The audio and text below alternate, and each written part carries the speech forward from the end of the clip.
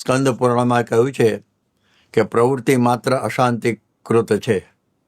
આમાંથી છૂટવા માટે ઘણા લોકો વ્યસનો દૂષણો પર ચડી જાય છે, પણ એમાં તો અશાંતિ વધતી જાય છે. વળી આપણે જોઈએ તો શાંતિ છે ક્યાં? તો ભગવાન સ્વામિનારાયણે કહ્યું કે શાંતિ તો નારાયણના એટલે કે પોતાના ચરણારવિંદમાં જ છે. હવે ચરણારવિંદ સુધી પહોંચાડનાર કોઈક જોઈએ, ગુરુ. એટલા માટે મુંડક ઉપનિષદ કહે છે કે સ્વર્ગ મૃત્યુ પાતાળના બધા સુખો નાશવંત છે. તો હવે એ શાશ્વત સુખ માટે એમણે કહ્યું છે ગુરુ મેં ભાવી ગચ્છેત. એને ગુરુ પાસે જવું જોઈએ. શ્રોત્રિય અને બ્રહ્મ સ્વરૂપ ગુરુ હોય એની પાસે એને જવું જોઈએ.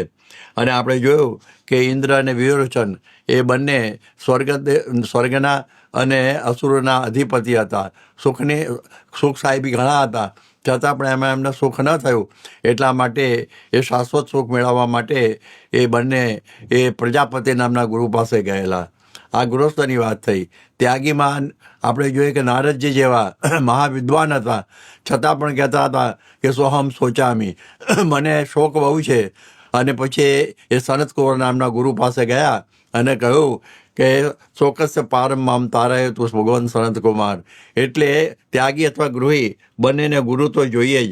હવે પોતાની મેળે શાંતિ માટે અથવા સુખ માટે જે નીકળ્યા એમાં પણ અશાંતિ થઈ છે.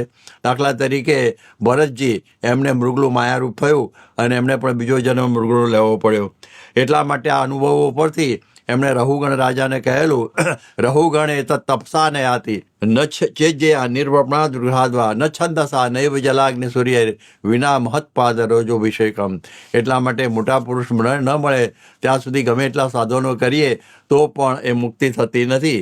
એટલા માટે મુક્તાનંદ સ્વામી કહ્યું કે મનમત્ત થઈ કોટી સાધન કરે, સદગુરુ શબ્દ મેળ સર્વે કાચું. એટલે એ દૃષ્ટિથી આપણને એટલો ખ્યાલ આવ્યો કે બધા ધર્મોની અંદર ગુરુની વાત આવે છે. એટલે ગુરુ બિન કોન બતાએ બાટ, બડા વિકટ યમઘાટ. એટલા માટે મુક્તાનંદ સ્વામી આગળ કહ્યું કે સંત ધન્વંતર વૈદ્યસમ, જયસો રોગી જેહુ મુક્ત બતાવત તાહુ કો તૈસો ઔષધ દેહુ. મુક્તાનંદ સ્વામી કહે છે કે જેવો રોગી હોય એવી ધન્વંતરી વૈદ્યને દવા આપે છે. દરેક માટે એક દવા નથી હોતી, નહીં તો ઊંટ વૈદ્ય જેવું થઈ જાય.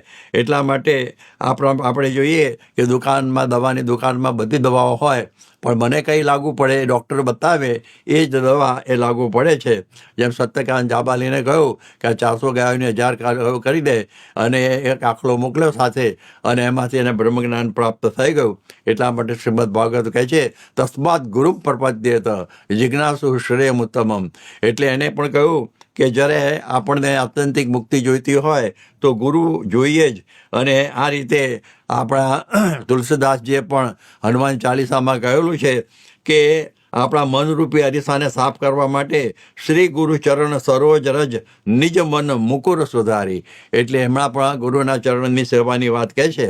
હવે આપણે જોઈએ કે જેમ વાછડું છે ગાયની નિશાની છે, એવી રીતે જે ગુરુ છે ને, આપણે ભગવાનને જોયા નથી પણ જેને ભગવાનને ધાર્યા છે એવા ગુરુ છે, ભગવાનની નિશાની છે. હવે દાસી જીવણે પણ કહ્યું છે સુગરા હોય સો ભરભર પીએ, નુગરા જાય પિયાસા. એટલા માટે એમણે પણ કહ્યું કે ગુરુ તો જોઈએ ને જોઈએ જ. હવે આટલા બધા મહિમાની વાતો થઈ ગુરુની, તો એના લક્ષણો પણ જોવા જોઈએ ને. તો એના લક્ષણો પણ જોઈએ કે ગુ એટલે અંધકાર અને રૂ કહેતા પ્રકાશ, જે આપણને અંધકારમાંથી પ્રકાશમાં લઈ જાય એનું નામ ગુરુ. આપણા રામાયણમાં પણ કહ્યું કે નારી નયન શરજા હિન લાગા, ઘોર ક્રોધ તમ નિશિજહિ જાગા, લોભ ફાંસી ગરજ ન બંધાયા, સોનરયા પસમાન રઘુરાયા. એટલે કંચન કામિનીના ત્યાગી હોય એ જ ખરેખર આ ગુરુ કહેવાય.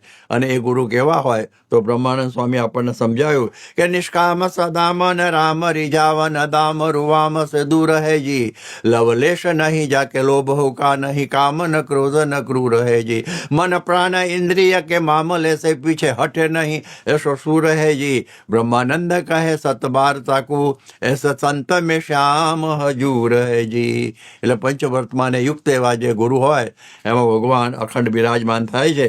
એટલે એવી આપણી જે આખી ગુણાતીત પરંપરા એ પંચલક્ષણે યુક્ત છે કે જેમાં નિષ્કામ, નિર્લોભ, નિસ્વાર્થ, નિર્માન અને નિશ્ચય એવા પંચવર્તમાન જેમાં હોય એવા જે ગુરુ, એટલે જેના ગુરુ અક્ષર હોય એ આપણને અક્ષરધામમાં લઈ જાય. એટલે આપણી ગુરુ પરંપરામાં આ બધી અક્ષરની જ વાત છે, એ આપણને અક્ષરધામ સુધી પહોંચાડી દે. એટલા માટે એ ગુરુ કેવા છે, તો ગુરુમાં નિર્દોષ ભાવ રાખવો.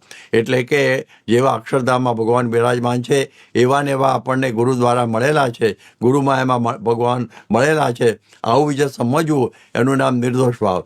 એટલે યોગી બાપા કહેતા કે આ નિર્દોષ બુદ્ધિ એ ખરેખર ગુરુ પૂજન છે, એ પણ આપણે બરોબર સમજવું. એટલે ગુરુમાં દિવ્ય ભાવ. ગુરુને ગોવિંદ કહે છે કે આપણે એમાં બધા કોને પગે લાગવું, તો કે પહેલાં ગુરુને, કારણ કે એના થકી આપણને ગુરુની ગોવિંદ એટલે ભગવાનની પ્રાપ્તિ થાય છે.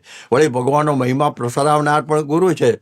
જેમ રામાયણમાં કહ્યું કે રામ સિંધુ ગણ સજ્જન ધીરા ચંદન તરુહરિ સંત સમીરા મો મન અરવસ વિશ્વાસ રામ પે અધિક રામ કરદાસા. જેવી રીતે ચંદનની સુવાસ પવન પ્રસરાવે છે અને જેવા આપણે સમુદ્રનું પાણી આ વાદળ દ્વારા આપણા સુધી પહોંચે છે, એમ ભગવાનનો મહિમા ફેલાવનાર એ ગુરુ છે. માટે એના માટે કહ્યું કે તદ્વિધિ પ્રણિપાતેને પરિપ્રશ્નને સેવયા. એટલે ગુરુને પ્રણામ કરવું, એની સાથે આપણે પરિપ્રશ્ન કરવા, ગોષ્ઠી કરવી, તો આપણને આ જ્ઞાન પ્રાપ્ત થાય. એટલે આ પ્રમાણે આપણા આ ગુરુના મહિમાની વાતો છે. આપણે જોયું કે શ્વેતાર ઉપનિષદમાં પણ આ જ વાત કહી છે કે જેવી પરોક્ષદેવની વિશે પ્રતીતિ છે એવી પ્રત્યક્ષ ગુરુ રૂપરીને વિશે આવે તો સર્વે અર્થ સિદ્ધ થાય છે. વળી ભાગવતમાં કહ્યું ભક્તિ અનુવૃત્ત્યા, કે ગુરુની અનુવૃત્તિ પ્રમાણે રહેવું એ નામ ભક્તિ કહેવાય. એટલે એમની આજ્ઞા પાળવી. આપણે હવાઈ ટાપુના એક ગુરુ આપણા એક સમારંભમાં પ્રમુખ સ્વામી સમૃદ્ધ મહોત્સવ ઉપર આવેલા, એને આપણને એટલું જ કહેલું કે ઓબે યોર ગુરુ, ઓબે યોર ગુરુ, ઓબે યોર ગુરુ. ગુરુની આજ્ઞા પાળવામાં બધું જ આવી જાય છે. એટલે આપણું આખું જીવન પરિવર્તન થાય. જેમ કહ્યું કે જૈસે હું હેમ હું તાસા મેડાર કે ધોય વિકાર સોનાર તપાવે વ્યોત તજો દરજી પટફાર કે કાષ્ટકો ભાટ સુધાર બનાવે. એ પાત્ર કોલાલ શ્રી રાકર પાહન લોહ લોહાર સુધાર હિલાવે યુ શિષ્ય કો ગુરુદેવ સુધારત સોહી બ્રહ્માનંદ આનંદ પાવે. તો આ પ્રમાણે આ ગુરુ થકી એ ગુણાતીત થકી વાલેરો વાળું માનભાવ વગેરે સુધર્યા. આપણા શાસ્ત્રી મહારાજ થકી વીરાભાઈ બધાનું પરિવર્તન થયું.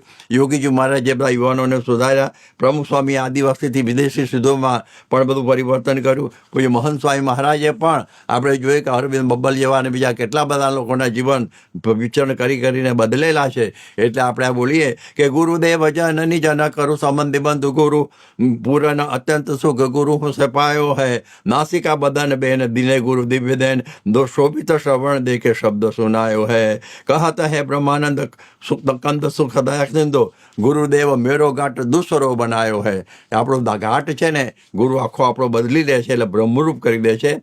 એટલા માટે ગુરુને મન સોંપવું જોઈએ. બ્રહ્માનંદ સ્વામી કહે છે પથ્થર કી જાતિ હીરા ચિંતામણી પારસો મોતી પુખર રાજ લાલ શાલ ફેર ડાલીએ કામધેनु કલ્પતરુ આદિ કે અનંત નિધિ સતકલ વિકાન વિનાશવંત અંતર વિચારીએ સબ ही जहान માં ही दूसरो उपाय नहीं चरणों में शीश रामी दीनता विचारिए कहत है બ્રહ્માનંદ કાય મન બાની કરી કોને એસી ભેટ ગુરુ રાજ આગે ધારીએ. તો ગુરુની પાસે આપણે મન સોંપી દેવાનું છે. તો એવા ગુરુ કેવા હોય, તો 8 પ્રકારના ગુરુની ટૂંકમાં વાત સાંભળી લઈએ. તો એક તો ચંદન ગુરુ કે જેના સહવાસથી જીવનમાં પ્રભુની ભક્તિની સુગંધ આવે. વિચાર ગુરુ કે જેના સત્સંગે જીવનમાં દ્રષ્ટિ મળે, પ્રભુમય જીવન બને. અનુગ્રહ ગુરુ કે જેની કૃપાથી ભગવાન મળે. પારસ ગુરુ જે આપણા પોતા જેવા કરે. કચ્છ એટલે કાચબા જેવા કે દ્રષ્ટિથી આપણું પરિવર્તન કરે, આપણું સેવન કરે.